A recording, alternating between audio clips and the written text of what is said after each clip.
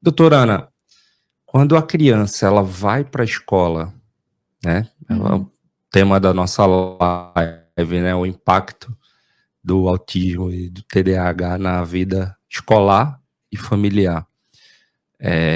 As escolas hoje se preparam para receber as crianças com espectro autista ou TDAH? O que é que você percebe ainda? A questão do preconceito ainda é muito grande.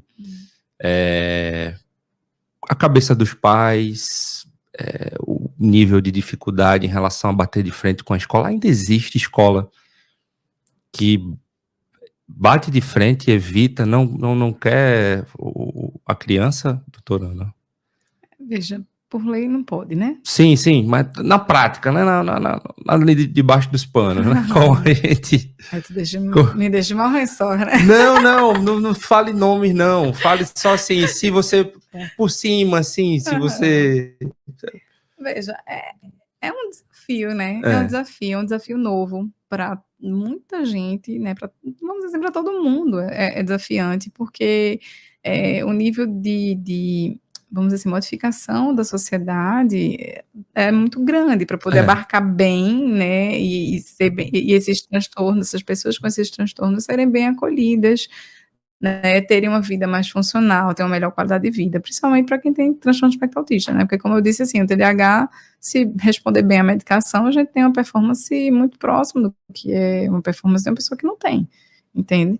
Então, assim, eu, nesse ponto, eu focaria mais, né, no transtorno de espectro autista, porque a gente não tem um tratamento específico, e então a reabilitação, quanto mais precoce, melhor. As escolas, elas estão em treinamento, né? Eu não posso dizer que eu tenho escolas já super bem equipadas e formadas, porque não é simples, entendeu? Isso exige tempo, exige maturidade para os professores aprenderem a identificar os sinais precoces do autismo, a identificarem uma criança que está dentro do espectro autista, mas é um nível 1, é muito difícil, esse é o mais difícil de chegar no consultório, se os pais não se ligarem, né, assim, é mais difícil que chegue vindo da escola, certo? Precisa ter muito conhecimento sobre marcos neurológicos, precisa ter muito conhecimento sobre, não só marcos neurológicos motores, né, mas marcos neurológicos do ponto de vista emocional, social, que é muito mais subjetivo, né? Então, isso não é simples para a escola, vamos dizer assim, se qualificar em relação a isso, mas o que é que eu vejo hoje? Mais abertura, eu vejo mais treinamento, vejo participando, trazendo pessoas para discutir dentro do ambiente escolar. Muitas escolas, assim, são muito receptivas a quando eu quero discutir alguma coisa, são receptivas aos ATs, né, aos profissionais da equipe transdisciplinar, mas a gente ainda tem escolas muito tradicionais, né, escolas que o perfil, né, de escola não é muito para esse tipo de público, e a gente tem que entender um pouco também isso, né, que assim, não vamos ter todas as escolas super bem adaptadas e equipadas para esse tipo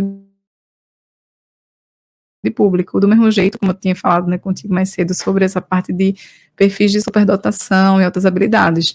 Do mesmo jeito, a gente também precisa de escolas que tenham esse perfil mais para o superdotado, para a criança de alta habilidade. Então, a gente está navegando ainda aí entre, assim, como se a gente ainda estivesse trabalhando muito com pessoas só com níveis médios, né, de formação, nem deficitários, nem superdotados. Então, estamos ainda navegando sobre essa questão vamos dizer assim, das inteligências múltiplas. Então, a gente cada vez mais entende que as pessoas não são padrões, né?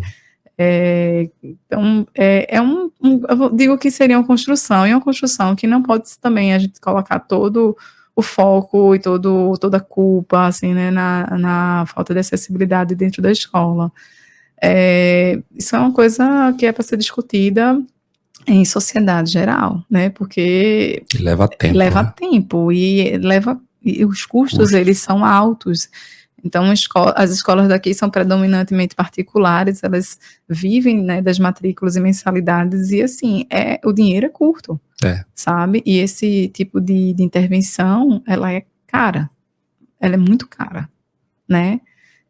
Então, a gente tem que entender que precisa mudar, às vezes, até o perfil de parentalidade também, sabe? Então, assim, não é só um lado que precisa mudar. Então, assim, os pais precisam abarcar a situação, porque não pode terceirizar, entendeu? Sim. O impacto familiar. Isso. Então, a escola tem que abarcar, porque tem que entender onde é que ela entra naquele processo, né, do aprendizado e da socialização daquela criança, né? A sociedade em si precisa ser mais acolhedora, né, para esses pais, para essa criança. Então, assim, a mudança, ela é global, ela não é de uma área só, né? Não adianta só a escola entender se, por exemplo, os pais também não tiverem bem, compreendendo bem, né, a situação. Então, assim, eu vejo muitas ações muito bonitas, às vezes, de relação de pai e escola, quando um não fica tentando colocar responsabilidade para o outro, Sim. e sim, tipo assim, a família levar a informação para a escola, e a escola, né, vamos assim, pegar essa informação e disseminar, porque a escola está aprendendo, sabe?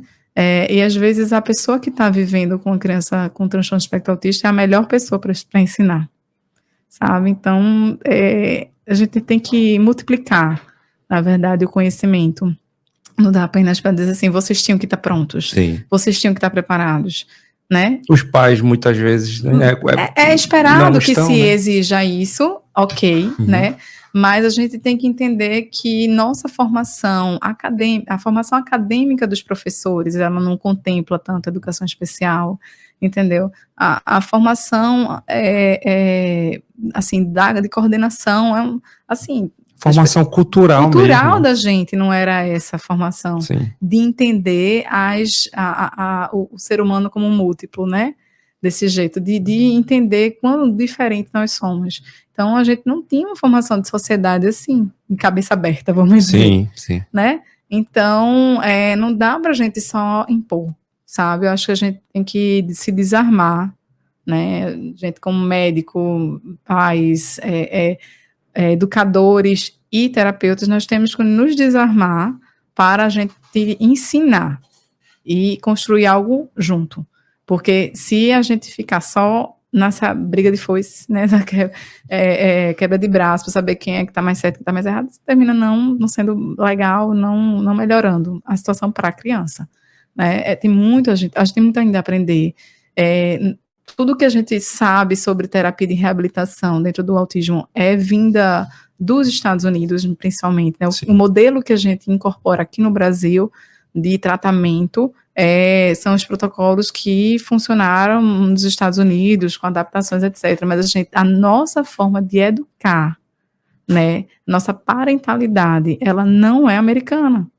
Né? Nós não temos um tipo de educação como o americano tem, de autonomia, né? Do menino que chegar embora com 18 anos vai-te embora, né? Não é assim, né? A nossa parentalidade, ela é paternalista, ela é protetora. Eu ia dormir na cama dela até hoje, estaria dormindo lá se dependesse dela. Mas não é, veja, aí veja, se a gente entende que dentro do espectro autista, essa pessoa, ela tem dificuldade em ela buscar autonomia, e aí eu tenho uma parentalidade que é super protetora, a combinação não vai ser legal, né? Entende? Então, veja o que você falou, se fosse pela minha mãe, eu estaria dormindo lá até hoje, mas por que você quis sair do ninho? Porque você tinha essa necessidade de ser autônomo. Uma pessoa dentro do transtorno, ela não tem, muitas vezes, essa necessidade de ser autônoma. Entendeu? Então, aí, quando a gente faz por ela não entende a necessidade de ela fazer sozinha. E aí eu tiro a capacidade que ela tem de ser independente, mesmo ela estando no nível de suporte 1, assim, vamos dizer assim, mesmo ela podendo ser do nível de suporte 1.